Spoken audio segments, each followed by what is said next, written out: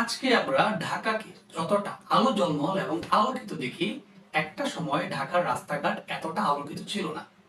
গত শতকেও ঢাকার রাস্তায় কোনো বৈদ্যুতিক ল্যাম্পপোস্ট ছিল না।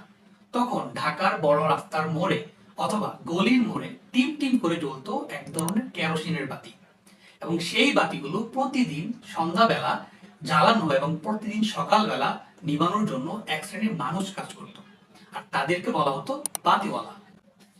তাদের কাঁধে থাকতো ছোট্ট একটি মই, অথবা হাতে থাকতো কখনো কেরোসিনের টিন।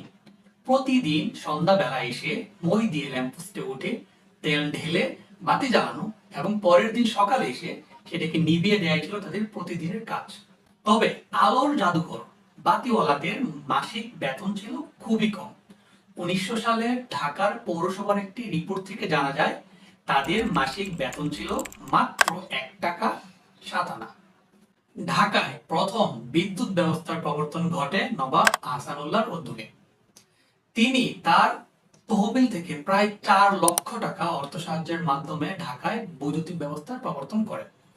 তার এই অর্থ সাহায্যের ক্ষেত্রে শর্ত ছিল এই বাতিগুলোর জন্য ব্রিটিশ সরকার যেন জনসাধারণের কাছ থেকে কোন রকম ট্যাক্স বা কর আদায় না করে।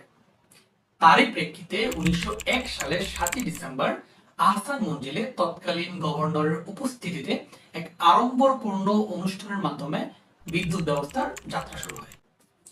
ঢাকা শহরে বিদ্যুৎ ব্যবস্থা প্রবর্তন মুসলিমবঙ্গে প্রথম এবং পুরো বঙ্গদেশে দ্বিতীয় ছিল।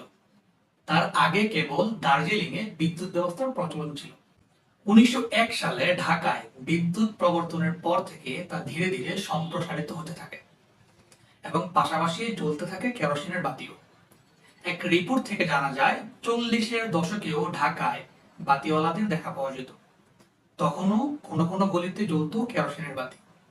বিদ্যুতের সম্প্রসারণের ফলে ধীরে ধীরে নিভে যায় কেরোসিনের বাতি এবং বিলুপ্ত হয়ে যায় বাতিওয়ালাদের পেশা।